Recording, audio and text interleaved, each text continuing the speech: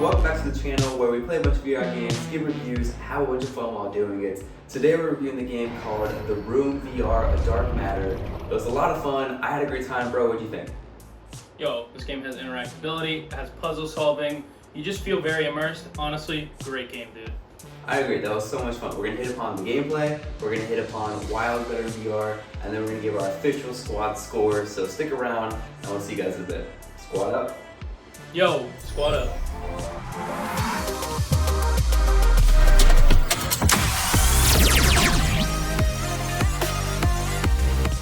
First up, guys, we got the gameplay.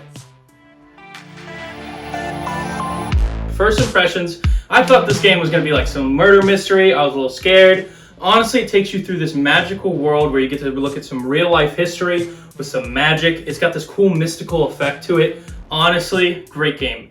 There's 3 rooms in the game and they take you through 3 different historical things. And each one has its own unique mechanic with it. Super fun. My favorite room has got to be room 2. After you beat room 1, you're like, I'm confident, I'm smart. Like, I already beat room 1, like, what's got room 2? Like, I'm ready. Not only that, I feel like room 2 felt the most open and it felt the most utilized as a room in a whole. It felt like you started in one area and you had to beat everything around it to come back to the beginning. And that just feels great. My favorite moments have got to be me and the bro working together, solving these puzzles. We're geniuses. We got this. Like, you feel so smart after solving one of these puzzles. Like, even to yourself, you're just like, I did that, you know? Another favorite moment, accidentally solving some puzzles. Like, that feels so good to me. Like, you know, because you're like, I beat the creators. I beat you. You know, like, you feel like, I didn't need to solve a puzzle. I just accidentally did it. Boom, I'm smart. So that's, you know, super fun. My not so favorite moment has got to be, there was this witch's ball, and I'm salty about it. I'm not gonna lie, I'm salty. I had to use a clue. I'm salty about it, but you know, I wish it would have been a little more highlighted of you need to use it more than once. But overall, every other clue felt pretty, you know, it took like trial and error. You know, some moments took like 10 minutes, but we were able to solve it, and honestly, super fun game. So now I'm gonna throw it over to VR interaction to my bro. Let's go. This game was great in VR because there's nothing better than taking an actual key and putting it into a chest and feeling those gears click as you move it, or pulling a rope and feeling the resistance of that rope to open up a door. You know, there's nothing better than those small micro interactions that really help plant you inside to this experience and make you feel like you are a detective now, you are a puzzle solver, and there's just so much more gratification and sense of pride when you solve these puzzles, like because you physically put the effort into it versus, you know, clicking X or clicking square. So I'd say this game in VR, hands down, is the best and only way to play it.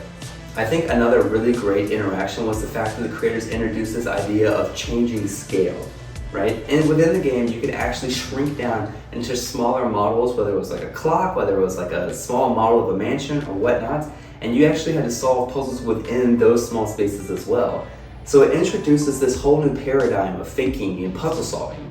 And I think it's that introduced difference between reality, like us trying to solve a puzzle within an escape room, say here in reality, versus actually doing it in VR where we are granted like magical powers of changing size that makes it that much better, that makes the experience more magical and immersive and better than anything you could experience here in the real world. On the flip side of that though, sprinkling things into this game that don't necessarily reflect reality, I would say one thing that was on the negative side of that was the fact that I had to teleport from space to space within the rooms instead of actually physically walking there or actually like moving in 3D space to these locations. I think that was a small interaction that actually broke the immersion for me and reminded me that I was in a headset and in a game versus actually feeling that I was entrenched within this 3D space and within this room. I understand as a designer myself, you can't introduce that to new players in VR because it makes the motion sick, but as somebody who enjoys VR games thoroughly and plays them all the time, I'm okay with that.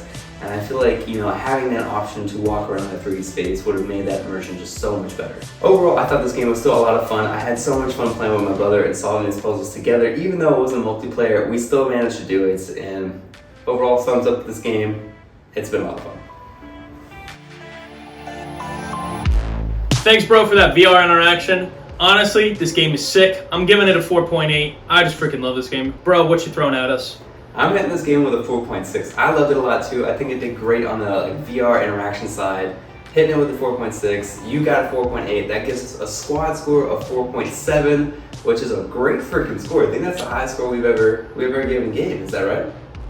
Yeah, I'm pretty sure. That's sweet. All right. If you guys want to see any other game that we've ever played, there will be links below. Next week we're picking up a new game called Down the Rabbit Hole, which I'm super excited for. And until then, squad up, everybody. SqawdUp.